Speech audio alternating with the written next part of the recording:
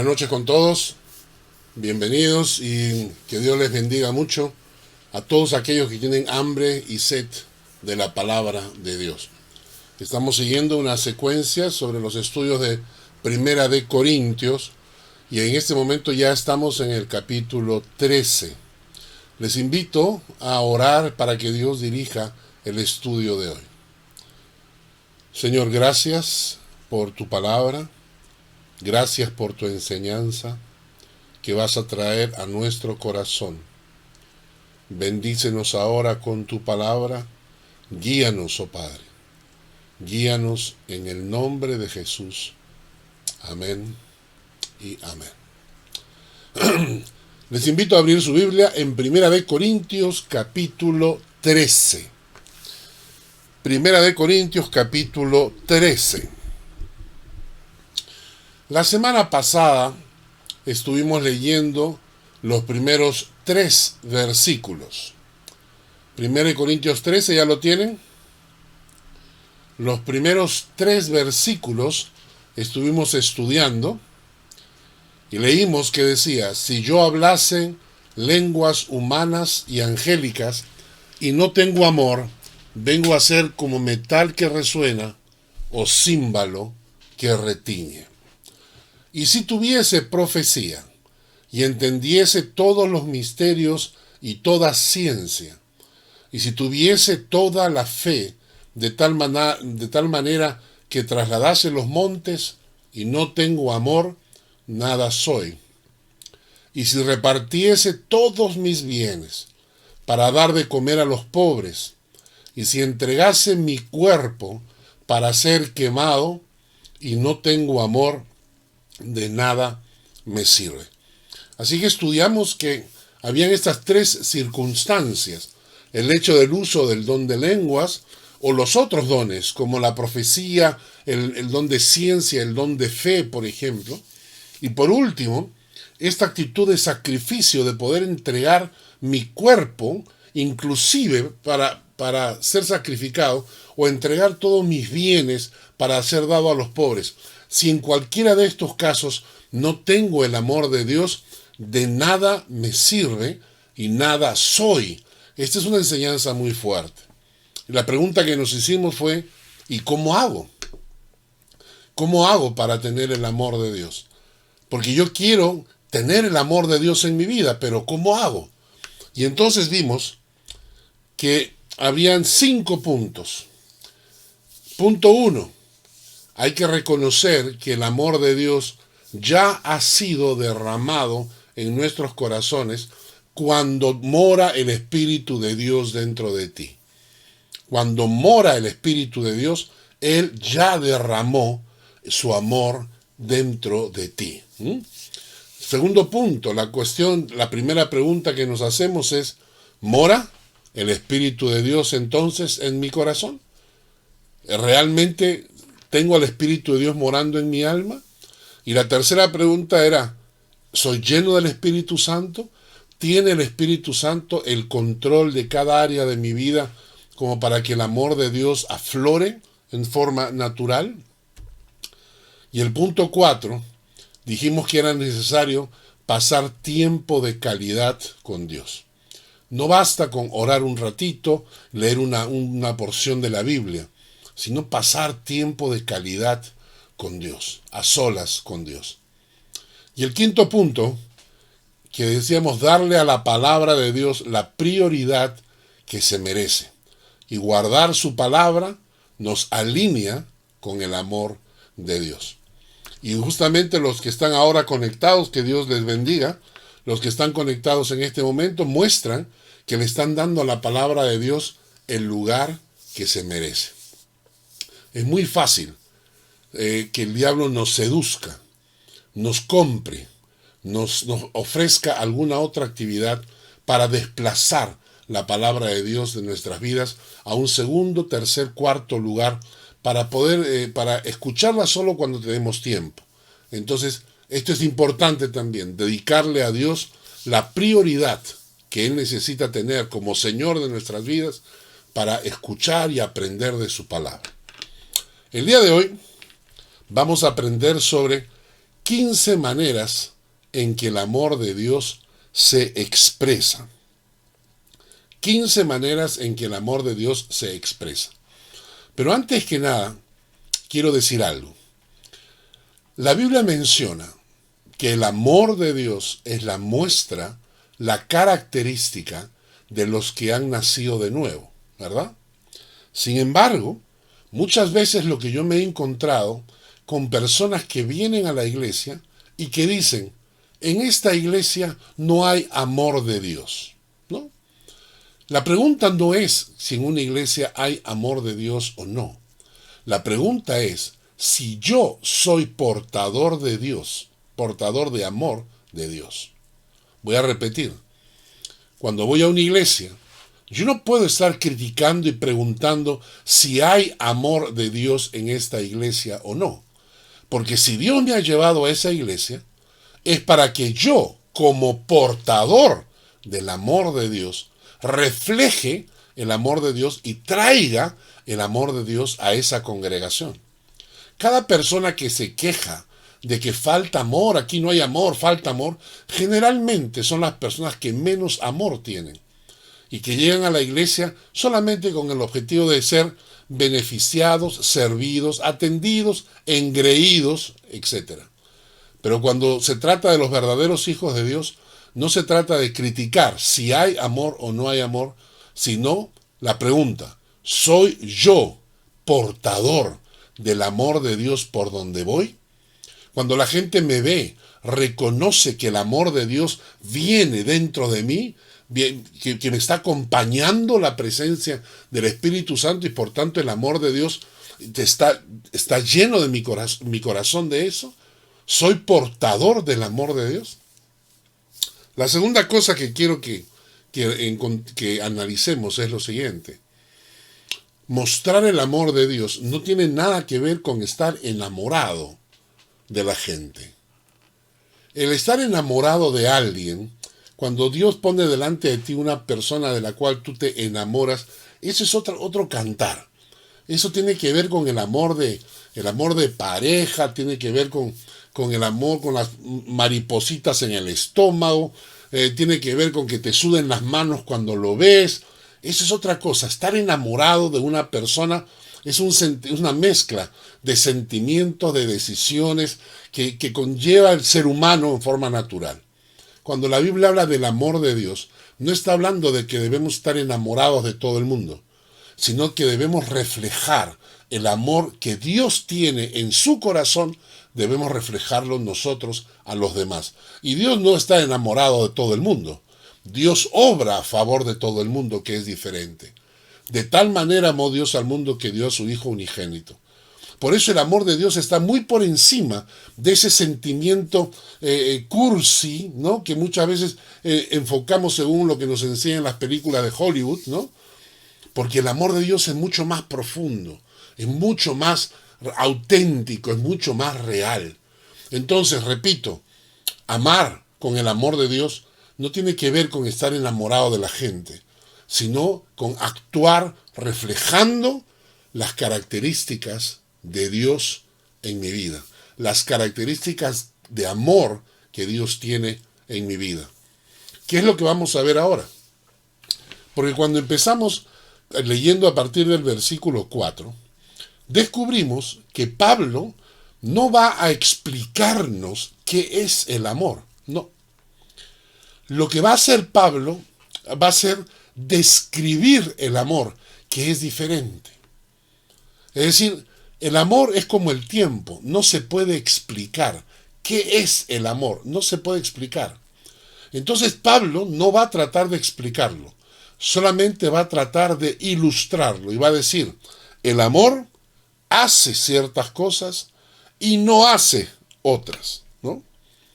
Y lo cierto es que este amor que se menciona acá, ya lo hemos mencionado la semana pasada, es el amor ágape, es el amor de Dios, es el amor que no tiene limitaciones, no es el amor de pareja, no es el amor de esposos, no es el amor a los hijos, no es el amor a los familiares, es el amor de Dios por su creación.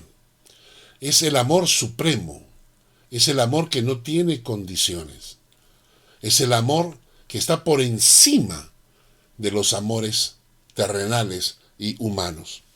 Y la verdad es que muchas veces la única posibilidad de salvar, por ejemplo, un matrimonio donde el amor humano se acabó, donde a veces se cometen errores graves, y la verdad es que después de esos errores muchas veces queremos terminar con el matrimonio y buscar otras alternativas. Entonces muchas veces la única posibilidad de sobrevivir en esos matrimonios no es amando con el amor humano, sino es amando con el amor divino. Y entonces tenemos que orar a Dios para que Dios ponga en nosotros ese amor supremo, de tal manera que podamos amar a nuestro cónyuge con sus fallas, con sus errores, y pedir que nuestro cónyuge tenga también el amor de Dios, para que pueda amarnos con nuestros errores y con nuestras fallas. Hay padres que no son perfectos, y los hijos tienen que aprender a amar con el amor de Dios. Hay hijos que no son perfectos. Hay familiares, amigos que no son perfectos. Tenemos que aprender a amar con el amor de Dios. Así que el pasaje ahora que vamos a leer desde el versículo 4 en adelante, nos habla del amor de Dios, el amor ágape. Antes de entrar a eso, quiero que leamos algunos versículos bíblicos para que entendamos cuál es el papel que el amor de Dios cumple en nuestras vidas. Vamos a leer. Empecemos buscando Juan capítulo 5, versículo 42. Dice, hablando Jesús con los fariseos, les dice, mas yo os conozco que no tenéis amor de Dios en vosotros. Jesús está hablando con fariseos religiosos, él mismo los llama hipócritas, mentirosos, y los define diciendo, no tenéis amor de Dios en vosotros. Pero esto me hace a mí la pregunta, ¿tengo yo amor de Dios en mí? ¿Tengo yo el amor de Dios en mí? Otro texto que me llama la atención es 2 de Tesalonicenses capítulo 3, versículo 5.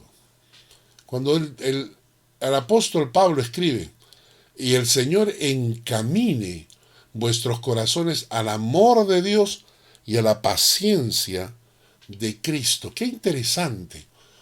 Este texto que relaciona el amor de Dios con la paciencia de Cristo. ¿Saben ustedes que la paciencia es una expresión de misericordia y de amor? Por eso es que Gálatas 5, 22, 23 dice que el fruto del Espíritu es el amor. Traducido en forma práctica, el fruto del Espíritu es amor, que se traduce como gozo, paz, paciencia, benignidad, bondad, fe, mansedumbre y templanza. Entonces, el amor de Dios está relacionado con la paciencia. ¿Por qué? Porque la paciencia es una expresión del amor de Dios. Es un acto de misericordia. La paciencia es un acto de misericordia. Y la Biblia dice que debemos tener misericordia, así como Dios tiene misericordia de nosotros. Otro texto está en 1 Juan capítulo 2, versículos 4 al 5. Dice, el que dice yo le conozco y no guarda sus mandamientos, el tal es mentiroso, y la verdad no está en él. Pero el que guarda su palabra, en este verdaderamente el amor de Dios se ha perfeccionado. Por esto sabemos que estamos en él. Noten esa última frase. Por esto sabemos que estamos en él. ¿Qué cosa es? Por esto está hablando de lo anterior. ¿Y qué es lo anterior? Que el que guarda su palabra, en este se ha perfeccionado el amor de Dios. Entonces el amor de Dios cuando se va perfeccionando dentro de mí, se refleja en que yo guardo su palabra. Y por esa razón sabemos que estamos en Él y que no somos cristianos fraudulentos, que no somos un fraude, sino verdaderos y auténticos hijos de Dios. 1 Juan 3, 17 al 18 nos dice, por ejemplo, el que tiene bienes de este mundo y ve a su hermano tener necesidad y cierra contra él su corazón, ¿cómo mora el amor de Dios en él? Hijitos míos, no amemos de palabra ni de lengua, sino de hecho y en verdad. El amor de Dios no es palabra y lengua. El amor de Dios es hecho y en verdad. Cuando ves a alguien pasar necesidad y no reaccionas, ¿cómo mora el amor de Dios en mí? Y 1 Juan 4:9 nos dice, en esto se mostró el amor de Dios para con nosotros, en que Dios envió a su Hijo unigénito al mundo, para que vivamos por Él. ¿Qué está hablando acá? Que el amor de Dios se sacrificó por nosotros. ¿Entendimos? El amor de Dios se sacrificó. Y nosotros entendemos que este es el amor que ha sido derramado en nuestro corazón. Las expresiones de amor de Dios en mi vida muchas veces tendrán que ver con sacrificio. Así es. No es una vida comodona, es una vida de sacrificio. Y sacrificio muchas veces para el tiempo. Ahora estamos empezando nosotros las células, iglesias celulares, y las personas que brindan su casa se tienen que sacrificar muchas veces, ¿no? Porque claro, viene la visita y hay que tener la casa limpia. Es un sacrificio, pero lo hago por el Señor. Muchas veces tenemos que manejar distancia para participar de los estudios. Pues es un sacrificio, pero lo hago para el Señor. Cuando voy a la iglesia, cuando doy mis ofrendas, cuando muchas veces doy mis ofrendas, si no son sacrificiales, dice la palabra de que no sirven. Sino que cuando las doy con sacrificio, entonces estoy mostrando el amor de Dios. Y dice la palabra que el amor de Dios se mostró, ¿cómo? Enviando a su Hijo unigénito al mundo, para que vivamos por Él. El amor de Dios se mostró con sacrificio. Bien, habiendo hecho esto como introducción, ahora vamos a analizar las 15 características o maneras en que se expresa el amor de Dios. Vamos a leer 1 Corintios, capítulo 13, versículos 4 al 7. Y miren que hay 15 características, Dice, el amor es sufrido. El amor es benigno. El amor no tiene envidia. El amor no es jactancioso. El amor no se envanece. El amor no hace nada indebido. El amor no busca lo suyo. El amor no se irrita. El amor no guarda rencor. El amor no se goza de la injusticia, mas se goza de la verdad. El amor todo lo sufre, todo lo cree, todo lo espera y todo lo soporta. Repito, no estamos hablando del amor humano, entre seres humanos. El amor humano jamás llegaría a este nivel. Somos demasiado egoístas. Pensamos demasiado en nosotros mismos. Estamos hablando del amor de Dios. Es un amor muchísimo más elevado. Un amor que muy probablemente seamos incapaces de entender. Porque cuando piensas con el amor humano, tú dices, ¿qué cosa? Acá dice que el amor es sufrido, que no se irrita, que no guarda rencor, que todo lo sufre, jamás, jamás. ¿Por qué? Porque a mí no me ofende nadie, porque yo soy el rey de la papa, y entonces a mí nadie me va a insultar ni tocar, y cuidadito con la persona que me ofenda, porque inmediatamente, no, así es, ese es el amor humano. El amor divino es muchísimo más elevado, es muchísimo más puro. Este pasaje no está hablando del amor humano, sino del amor de Dios. Y en primer lugar nos dice que el amor de Dios es sufrido. Ahora la palabra griega, vamos a aprender griego el día de hoy, ¿eh?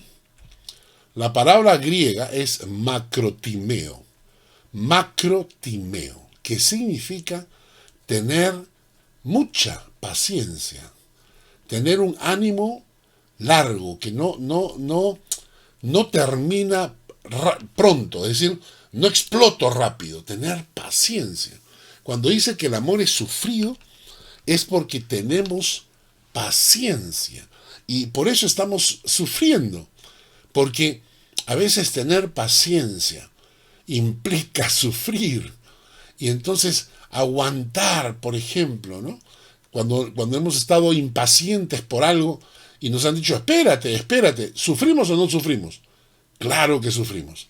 Entonces la palabra cuando dice el amor es sufrido nos está diciendo que el amor tiene paciencia. Un texto bíblico en Santiago nos dice, por tanto, hermanos, tened paciencia hasta la venida del Señor.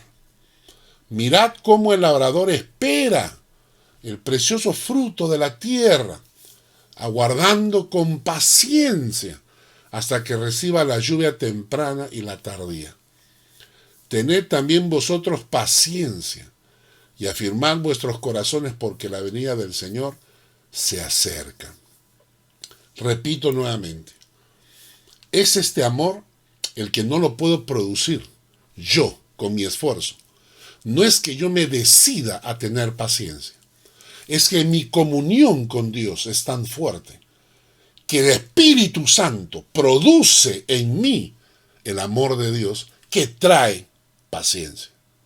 Repito, mi comunión con el Padre es tan fuerte, tan fresca, esa calidad en mi relación con el Señor, de que el amor de Dios se apropia de mi alma y comienza a producir la paciencia característica del amor de Dios. Segunda característica, dice, el amor es benigno. La palabra kreteuomai, ¿no? Significa ser amable, ser afable, considerado, humano, gentil, comprensivo. Esta palabra es muy interesante, porque cuando la palabra dice el amor es benigno, nos está diciendo que el amor de Dios es amable. Y la palabra amable viene de ser amado. ¿Qué quiere decir esto? Querible, una persona que se hace querer. Querible, ¿no? Deseable, una persona que se hace desear. Amable es una persona que se hace amar. Es una persona cuyos actos hacen que las personas la amen. Esa es la palabra. El amor es benigno, es un amor que se hace amar. Tu conducta, tu comportamiento hace que las personas te amen.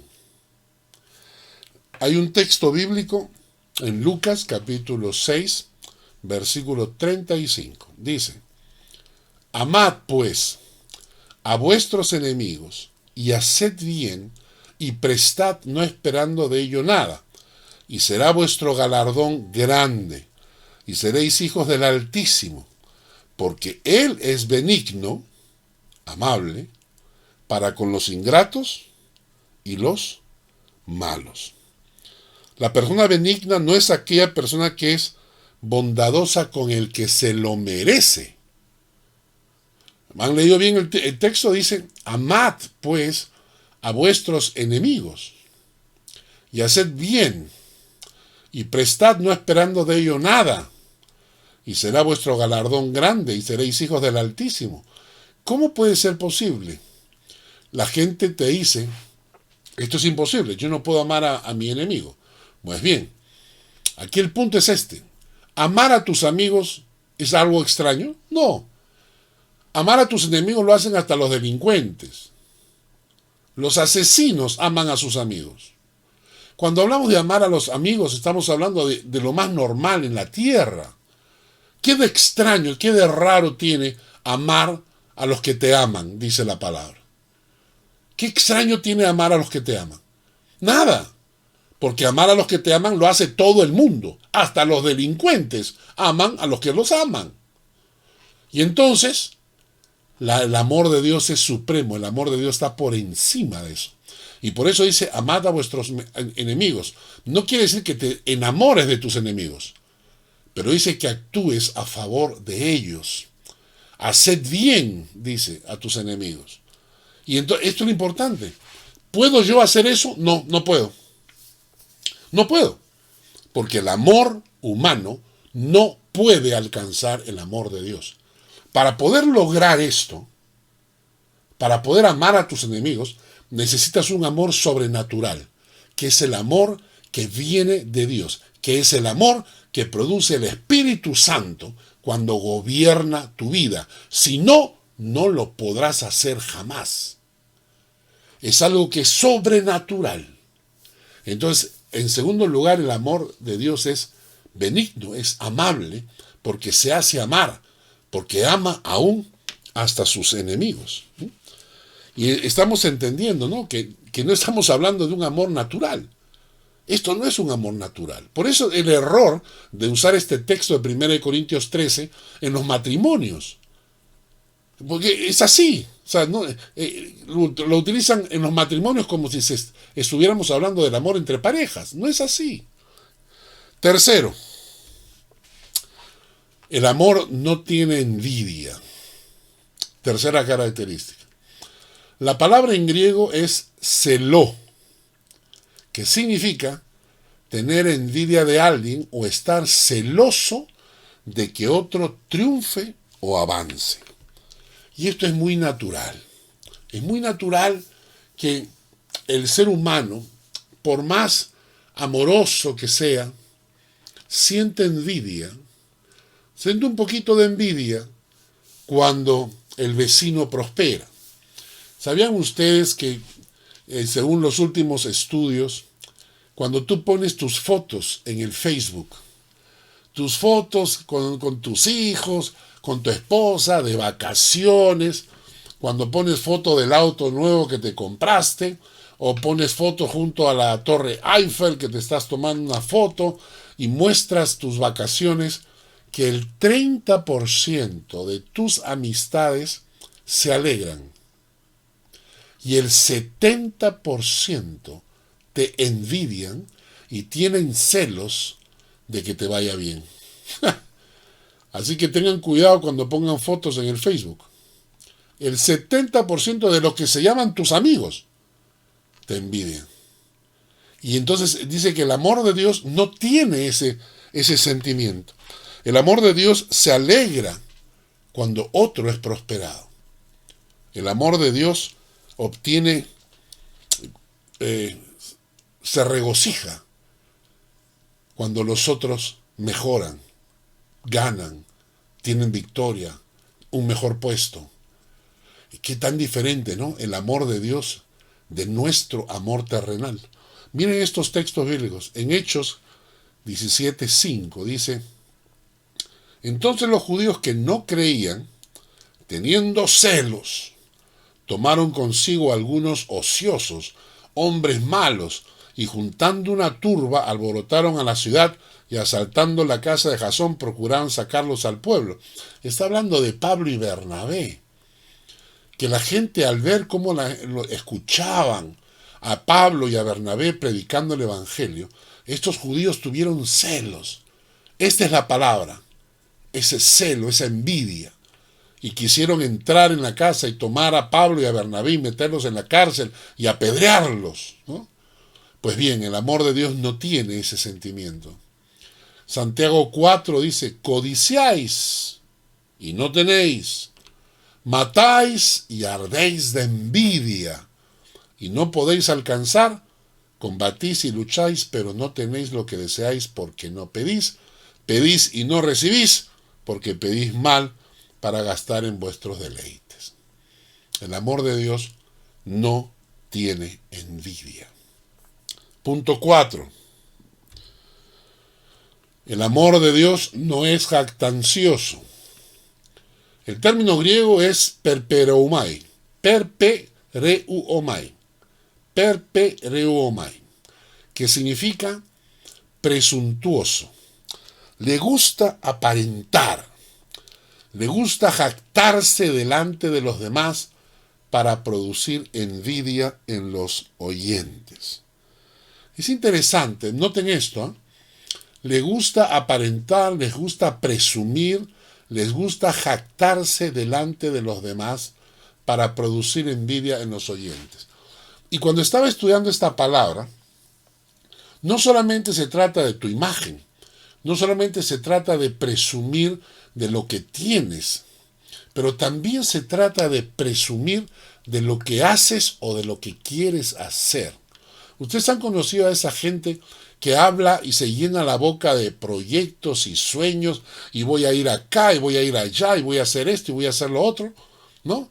Pues bien, hay un texto en Santiago que dice, vamos ahora los que decís, hoy y mañana iremos a tal ciudad, y estaremos allá un rato, y traficaremos, y ganaremos, y cuando no sabéis lo que será mañana, porque ¿qué es de vuestra vida? Ciertamente es neblina, que se aparece por un poco de tiempo y luego se desvanece. En lugar de lo cual deberíais decir, si el Señor quiere, viviremos y haremos esto o aquello. Pero ahora os jactáis en vuestras soberbias, y toda jactancia de este tipo es mala. Estamos hablando de gente que afirma cosas, ¿no? Dice, hoy y mañana iremos a tal ciudad y estaremos allá un año, y traficaremos y ganaremos. Es gente que se llena la boca con cosas que van a ocurrir en el futuro, o que podrían ocurrir en el futuro. Y entonces el mismo Pablo le dice, ustedes no saben lo que será mañana. No, perdón, Santiago. No saben lo que será mañana. No saben lo que va a pasar con tu vida. Somos una neblina que se aparece por un poco de tiempo y luego se desvanece. Dice, en lugar de lo cual deberíamos decir, si el Señor quiere, viviremos y haremos esto o aquello. Así es. El amor de Dios no es jactancioso. El amor de Dios no afirma con soberbia y con insolencia cosas que van a ocurrir. El amor de Dios no se jacta y no dice, yo declaro que tú te vas a sanar. El amor de Dios no dice, yo confieso que a partir de ahora viviré en prosperidad. No dice eso. El amor de Dios no es jactancioso. El amor de Dios dice, si el Señor quiere, entonces pasará esto y pasará aquello. Punto 5. El amor no se envanece. La palabra fisio, que significa inflarse como el sapo, llenar el pecho de aire, ¿no? Y esto es cuando tú crees, cuando se te hincha el pecho por algo que has hecho.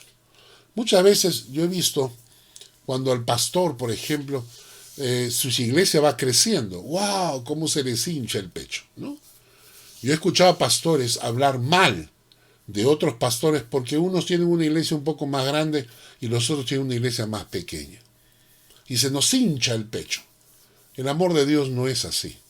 Hay un texto en Romanos que nos dice, pues habiendo conocido a Dios, no le glorificaron como a Dios ni le dieron gracias, sino que se envanecieron, se les hinchó el pecho creyendo que sabían todo. Y su necio corazón fue entenebrecido. Cuando se les hincha el pecho y su necio corazón fue entenebrecido. Por mi por mi experiencia como pastor, me he cruzado con gente que después de estudiar un poquito la Biblia, ya se creen conocedores de la verdad absoluta. Yo personalmente he tenido 2 malas experiencias hace poco tiempo, ¿no? 2 jóvenes que estaban asistiendo a la iglesia. Se metieron en unas sectas, comenzaron a escuchar doctrinas medias raras, y cuando vinieron a la iglesia y los confronté, uno de ellos literalmente, un muchachito, que estará en los caminos del Señor hace 2 años, o un año y medio, o una cosa así.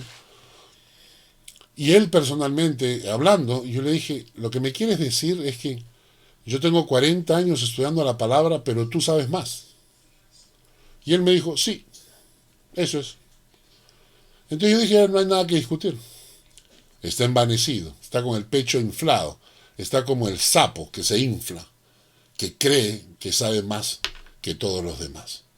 Bueno, el amor de Dios no se envanece. Seguimos. Estamos en el punto 6, tenemos que llegar al punto 15. El amor no hace nada indebido. El término griego es ashemoneo, que significa comportarse indecorosamente, comportamiento grosero, faltar al respeto, actitud impropia. En los últimos tiempos hemos visto que la educación ha malogrado a muchos niños que ahora son adolescentes o adultos. Se metió una filosofía para educar a los niños en el colegio donde se les comenzó a hablar acerca de sus derechos, cosa que está bien. Pero esto se abandonó al libre albedrío de los adolescentes, y hoy tenemos una generación que son insolentes. Hace poco estábamos con mi esposa en el cine y unos muchachos estaban ahí haciendo bulla, hablando, gritando. Se les pidió que se callaran y luego siguieron haciendo su revoltijo, ¿no? Y muchas veces a jóvenes que vienen a la casa a visitar, a veces ni siquiera saludan. Entonces hay una falta de respeto. Y en los colegios a veces hemos visto eso. Los propios maestros sembraron muchas veces en los jóvenes esta falta de respeto por sus padres, pero no pensaron que iban a terminar cosechando falta de respeto por sus propios maestros. Y así vemos en el internet jóvenes adolescentes que se enfrentan a los profesores. ¿Y sabes qué pasa? Si los profesores le llaman la atención o lo castigan, no, inmediatamente vienen los padres a quejarse con las autoridades del colegio porque le han causado a su pobre hijito un trauma al avergonzarlo delante de sus compañeros. Pues esa falta de respeto que se muestra en estas circunstancias no es parte del amor de Dios. No es parte del amor de Dios, porque el amor de Dios no hace nada indebido. Punto 7. El amor de Dios no busca lo suyo. El término significa seteu heatou, que significa piensa en sí mismo primero. Busca lo suyo antes que pensar en otros. En Filipenses 2:21 nos dice, porque todos buscan lo suyo propio, pero no lo que es de Cristo. Y esto también lo hemos visto. Nos enseña, el mundo nos enseña hoy en día que busques lo tuyo. Esa es la enseñanza social, ¿no? Esa es la enseñanza que gobierna la sociedad. Oye, no seas idiota, no seas tonto. Tienes que buscar lo tuyo, tienes que buscar tu felicidad. O sea, el mundo tiene que girar a tu alrededor, ¿no es cierto? No importa a los demás, y menos el pasaje nos habla que no buscamos lo de Cristo, no, buscas lo tuyo, lo que te conviene a ti, lo que te gusta a ti, ¿no es cierto? Esto es interesantísimo, porque hoy en día muchas veces en las iglesias lo que falta es gente comprometida. Tenemos un montón de creyentes en las iglesias que abandonan sus iglesias por cualquier problemita. Ahora que estamos en cambio, con la situación de la pandemia, por ejemplo, hay muchísima gente que Ah, no, si esta iglesia, esta iglesia no se reúne, yo quiero reunirme. Entonces, chao, chao, adiós papá, nos vamos a otra iglesia. ¿Por qué? Porque la otra sí se reúne, pues, ¿no? Pero sí, pero tú eres miembro de otra iglesia. No, no me importa, porque busco lo mío. Busco lo que a mí me conviene. No me interesa cómo le va a mi iglesia, sino que a mí me interesa lo mío. Inclusive en la iglesia misma. La gente muchas veces está buscando lo suyo, no busca lo del Señor. Si no buscan lo del Señor, menos van a buscar lo de la iglesia del Señor, ¿no? Punto 8. El amor no se irrita. El término es paróxino. Y escuchen bien, ¿eh? Significa irritarse o enojarse frente a una provocación. Frente a una provocación. No significa irritarse por las puras, sino significa que no se irrita ante una provocación. Lo he dicho varias veces que existen dos tipos de personas. Las personas reactivas y las personas proactivas. Las personas reactivas son aquellas que reaccionan ante las circunstancias, ante el medio ambiente. Ellas reaccionan, por eso les llama reactivas. Pierden el control de sus vidas y el mundo que los rodea los controla. Tú dices, ¿qué? ¿Cómo? Sí, muy fácil. Si, por ejemplo, una persona reactiva, si yo me levanto en la mañana y veo que mi vecino, que es reactivo, está saliendo, entonces yo agarro y lo miro y le digo, buenas vecinos, ¿qué tal? ¿Qué mal vestido va hoy en día? ¿Qué? ¿Qué mal vestido va hoy en día? ¿Cómo le vas a decir eso a tu vecino? Pero bueno, se lo dices. ¿Cómo reacciona él? Le amargaste el día. Ah, entonces ya reaccionó, ya le amargaste el día. Entonces, ¿entiendes? Tú estás controlando su comportamiento. Si tú te levantas y lo ves al vecino y le dices, vecino, buenos días, ¿qué tal? Qué lindo su auto, que le vaya bien, ¿no? Y entonces el vecino se alegra y te contesta.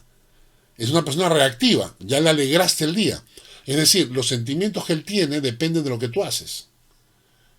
Es decir, reactivos porque reaccionan a lo que la gente les dice. Y entonces dice que el amor de Dios no se irrita. No se irrita ante una provocación. El amor de Dios es paróxino, que significa que no es reactivo, sino proactivo. ¿Qué significa proactivo? El que controla sus emociones. Si yo salgo a la calle y me encuentro con un vecino y el vecino me dice, hola, ¿qué tal? ¿Cómo estás? Oye, ¿qué mal vestido vas hoy en día? Y entonces tú le contestas con alegría, sí, lo importante es el corazón, vecino, no se olvide, lo importante es el corazón. Y entonces, si alguien te busca molestar, si alguien te busca irritar, tú tienes una respuesta del amor de Dios. Así es el amor de Dios. El amor de Dios es paróxino, no es reactivo, es proactivo. Seguimos. 9. El amor no guarda rencor. Qué interesante. El término griego es logizomai kakos. Logizomai kakos, que significa llevar la cuenta de las maldades que te han hecho. O llevar un archivo, un ayudamemoria de maldades recibidas. Interesante, un ayudamemoria, una agenda, donde vas apuntando todas las maldades que te hacen las personas y las tienes catalogadas por nombre, ¿no? Y entonces rencor significa eso. Rencor significa tener una lista memoria que te ayuda a recordar todas las maldades que te han hecho. Y el rencor es un cáncer. Es un cáncer que te destruye. No destruye al otro, te destruye a ti, ¿no? Porque es probable que el otro personaje siga su vida normal y a veces ni saben que tú estás sufriendo. El rencor es algo que te destruye a ti. Por eso es que Jesucristo dice que debemos perdonar a nuestros enemigos. Pero no lo dice por tus enemigos. porque Él ha prometido que Él bendecirá a los que te bendicen y maldecirá a los que te maldicen. Cuando Él te pide que perdones a tus enemigos, está pensando en ti, en la salud de tu alma, de tu mente, de tu corazón. Eso es lo que Dios está pensando, ¿no? Perdonar es un acto de misericordia, igual al que Dios tuvo conmigo. Perdonar es un acto de liberación de tu alma. Me encanta este dibujito. Perdonar es liberar un prisionero y descubrir que el prisionero eras tú. Perdonar es liberar un prisionero, descubrir que el prisionero eras tú. En Lucas capítulo 6, versículos 37 y 38 nos explican qué significa la palabra perdonar. No juzguéis, no seréis juzgados. No condenéis y no seréis condenados. Perdonad. Y ahí esa palabra significa soltar amarras, dejar ir. Y dice, perdonad y seréis perdonados. Dad y se os dará. Medida buena, apretada, remecida y rebosando darán en vuestro regazo, porque con la misma medida con que medís, os volverán a medir. Y está hablando del perdón. Así que perdonar significa soltar la carga. Perdonar significa dejar que el río se lleve el bote. Perdonar significa soltar esas cargas que están dentro de tu corazón. Suéltalas, suéltalas. Déjalas que el río se las lleve. Y recuerda que el diablo va a tratar de que las recuerdes de vez en cuando para volverte a esclavizar. No, suéltalas. Hay un pensamiento que dice, lo que no dejas ir, lo cargas. Lo que cargas te pesa. Lo que te pesa te hunde. Hoy practica el soltar, perdonar y dejar ir. 10. El amor no se goza de la injusticia, mas se goza de la verdad. El término griego es kairoadikia, que significa alegrarse de los pecados. El amor no se goza de la injusticia, el amor no se alegra de los pecados, el amor no se alegra de violar leyes morales, el amor no se alegra de la iniquidad. Ya lo hemos dicho antes, que el amor no disfruta del pecado, no le divierte, no le entretiene, no le alegra. Si tú eres hijo de Dios, debes tener alergia al pecado. Cuando te cruzas con el pecado te debe molestar. ¿Por qué? Porque dentro de ti mora el Espíritu Santo. El amor de Dios tiene bien definido su enfoque. Se goza en la verdad. No se goza en la maldad. Se goza en la verdad. Entonces el amor de Dios tiene su enfoque en disfrutar de la verdad, de la integridad, de la justicia. Y no de la maldad. 2 Timoteo 2:19 dice, pero el fundamento de Dios está firme, teniendo este sello, conoce el Señor a los que son suyos. ¿Y qué hacen los suyos? Apártese de iniquidad todo aquel que invoca el nombre de Cristo. 11. El amor todo lo sufre. En el griego es la palabra astego, que significa capacidad de resistencia. Es interesante. El amor de Dios tiene capacidad de resistencia. No es como carritos de carrera, ¿no? Que vienen a la iglesia y empiezan y escobita nueva barre bien. Sino tienen capacidad de aguantar, de resistir, ¿no? Tolera los errores de los demás. Aguanta, tiene capacidad de resistencia. Punto 12. El amor todo lo cree. La palabra es pisteu, que significa tener confianza, seguir creyendo. El amor humano pierde la confianza. Cuando nosotros entendemos esto, a veces hay personas que que nos ofenden, que nos hieren. Quizás alguien nos traicionó, quizás alguien hizo algo que nos hizo perder la confianza. Y el amor humano es así. Recuperar la confianza es algo realmente casi imposible. Se necesita muchísimo tiempo para poder confiar en alguien que traicionó tu confianza. Pero el amor de Dios da segundas oportunidades. El amor de Dios vuelve a creer en nosotros, a pesar de que nosotros le fallamos. El amor de Dios vuelve a creer en nosotros. En el versículo punto 13, el amor todo lo espera. El término griego es el pizo, que significa poner la esperanza o mantener siempre la esperanza. El amor de Dios no pierde la esperanza. A veces nosotros fácilmente perdemos la esperanza. Pero cuando tienes el amor de Dios llenando tu corazón, hay siempre una esperanza. A pesar que te vayan mal las cosas, tienes esperanza de que todo va a salir bien. ¿Por qué? Porque el amor de Dios gobierna tu corazón. Por eso que el amor de Dios todo lo espera. O mejor dicho, el amor de Dios no pierde la esperanza. El Salmo 130, versículo 5 nos dice: esperé yo a Jehová, esperó mi alma, en su palabra he esperado. ¡Qué maravilla! Punto 14. El amor todo lo soporta. La palabra en griego es upomenei, que no es lo mismo que el amor todo lo sufre, no es lo mismo. La palabra upomenei significa perseverar, mantenerse firme, resistir, aguantar, padecer, sufrir, quedarse, permanecer.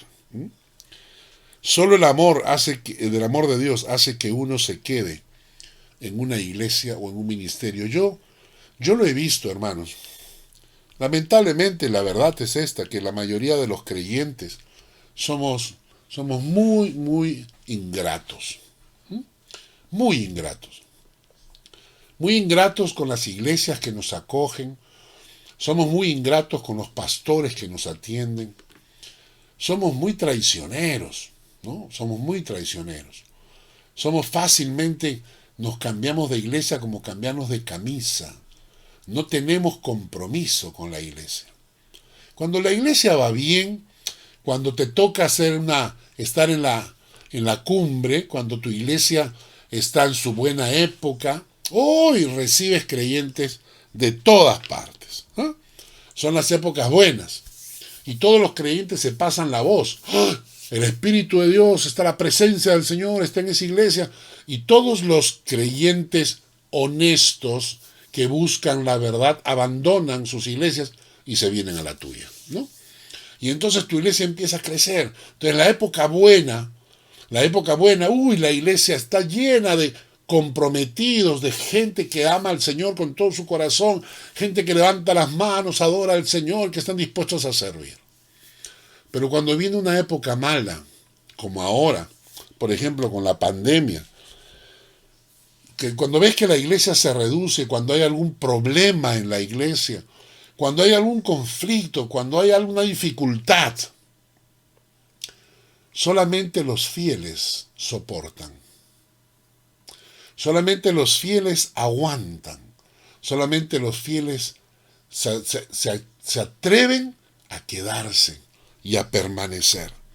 ¿Y saben qué? Necesitamos de esos creyentes en la iglesia. Para que las iglesias puedan, en sus épocas buenas, qué lindo, maravilloso tener gente ahí. Pero que en sus épocas malas haya un grupo de gente fiel que se queda, permanece, lucha, sale adelante. Y eso, hermanos, no es común, es extraño. Porque la mayoría de los creyentes que yo he conocido últimamente son creyentes muy, pero muy infieles, ¿no? Entonces, hay que perseverar. La palabra acá perseverar es la que se utiliza en Mateo 10:22, que dice: y seréis aborrecidos de todos por causa de mi nombre, mas el que persevere hasta el fin, este será salvo. El que soporte hasta el fin, el que aguante hasta el fin. Esta es la característica del amor de Dios que a mí me encanta, porque significa que son esos creyentes que van a luchar contigo, lado a lado, mano a mano, hasta el final, ¿no? Y por último, la característica número 15 del amor de Dios, ¿no? Acá pongo este pensamiento: Señor, enséñame a amar como tú amas, y enséñame a perdonar como tú perdonas. La característica número 15 dice que el amor nunca deja de ser. Vamos a leer estos textos. Dice: el amor nunca deja de ser, pero las profecías se acabarán y cesarán las lenguas, y la ciencia se acabará. Porque en parte conocemos y en parte profetizamos, mas cuando venga lo perfecto, entonces lo que es en parte se acabará. Y claro, cuando venga el Señor, ya no vamos a necesitar las lenguas, porque vamos a hablar con el Señor cara a cara. Tampoco vamos a necesitar ni la profecía, ni ningún don, porque vamos a estar en el cielo. No necesitamos que nadie nos predique en el cielo. Ya estamos en el cielo. No necesitamos ninguna predicación, ¿no? Ninguna profecía, nada, ¿no? Versículos dicen: mas cuando yo era niño, hablaba como niño, pensaba como niño, jugaba como niño. Mas cuando ya fui hombre, dejé lo que era de niño. Ahora vemos por espejo, oscuramente, mas entonces veremos cara a cara.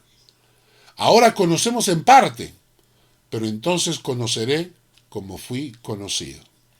Y ahora permanecen la fe, la esperanza y el amor. Pero el mayor de ellos es el amor.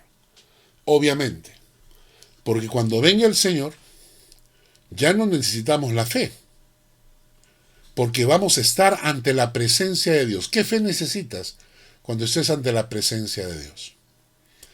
Ya no necesitamos la esperanza, porque ya el Señor llegó. Entonces ya la fe y la esperanza no tienen lugar en el cielo.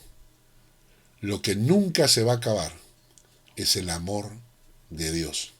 Por eso el texto dice: el mayor de ellos es el amor de Dios. Hermanos, qué precioso entender que podemos hablar de cosas de la fe, predicar sobre cosas de la fe. Podemos hablar sobre cosas de esperanza, darle esperanza a los creyentes.